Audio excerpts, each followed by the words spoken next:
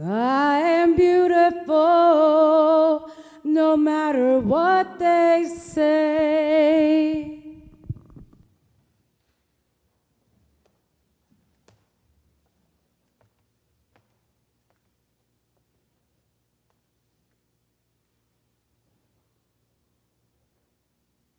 She had beautiful lips, a gorgeous fro, and beautiful smooth skin. She was 16 years old and my first crush.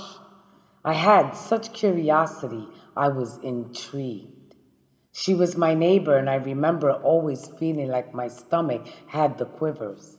I really thought, wow, she's amazing. In that breathy way, like, ah.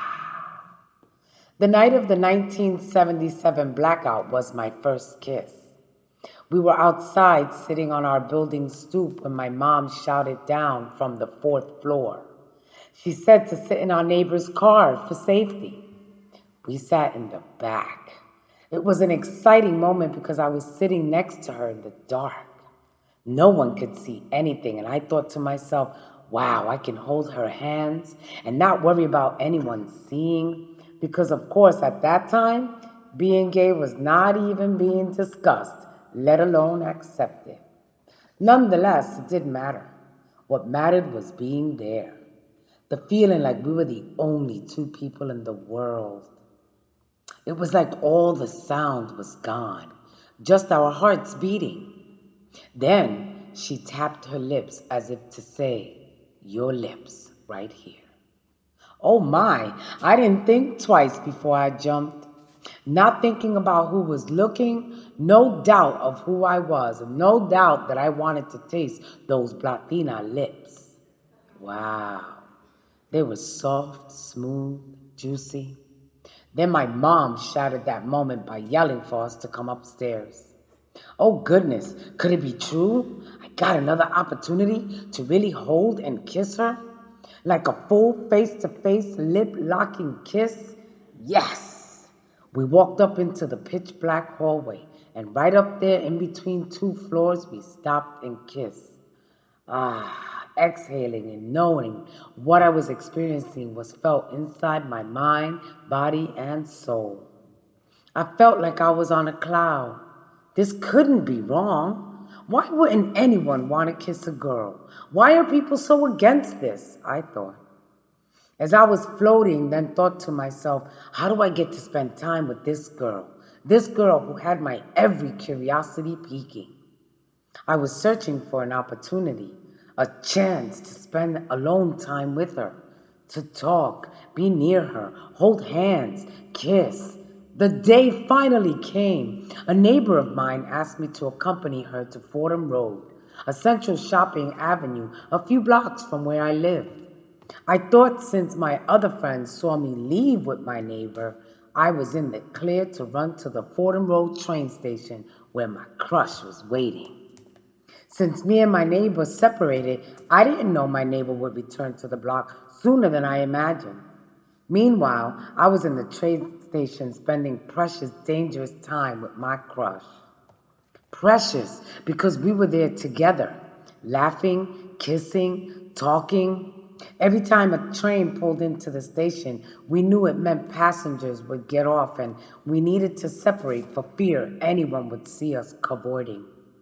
When the crowds disappeared, we knew we were in the clear to continue our playing, laughing, kissing, hand-holding. I was high at this innocent love, not knowing what time it was and not caring. Here I was happy, laughing. She liked me. I liked her. Then the realization, it was time to go home. Time to go back to the block. She to her home and me to mine. We hugged and kissed one last time. I went one direction and she went the other to give the illusion we weren't together. When I got to my hood, I could see down the block. My mom was in front of the building with a bunch of my friends. They all looked like they were chatting it up. I didn't think anything about it, so I kept walking to them as if la-di-da-di-da-di-da-da-da. Happy-go-lucky, singing a tune. I got to the group and said, hi, what's up? At that point, my mom looked at me and asked me, where was I? I straight up lied and said, I was with my neighbor walking up and down Fordham Road. She proceeded to yell at me, no, you weren't. She came home hours ago. She then grabbed me by my hair, shook my head, and then whack! She slapped me in the face in front of all my friends. Then yelled, vete que tu papá te está esperando. Now go, your father's waiting for you. I was in shock, and now my head is blowing up with all these scenarios. Oh my goodness, he's gonna kill me. Not literally, but man, oh man, what's gonna happen? He's definitely gonna put a hurting on me. I took my time going up each step, one by one. As I got closer and closer to my front door, I could hear my heart pounding so loud in my head. I thought to myself, God, please let this be over quickly, and prayed that it would not be as painful as I imagined it would be. I opened the door and the house was eerily quiet. As I walked in through the foyer, I got to the doorway of my parents' bedroom where my dad was standing in front of our in-house altar. He asked me where I was in a calm, scary tone. I said I was at Fordham Road, and whack, you're lying. You were with that vampire. Whack, whack, whack. No, Daddy, no, whack, whack, punch, slap. And then he turned to get the belt. I begged and pleaded for him to stop, and whack, whack. Ow, Daddy, please, no, stop. He turned the belt around so that he could use the buckle, and it broke on my knee. I remember screeching and writhing in agony. I was wounded and in pain, hurt. And then, as if enough pain wasn't inflicted on me because of a few hours of precious joy, my dad returned with the toilet bowl brush and proceeded to scrub my mouth with it. Then he was done. Then silence. I was left alone, hurt, beaten, and in pain, feeling like a wounded animal. I was broken, alone in my pain. No remorse, no consolation, no empathy, no comfort, nothing.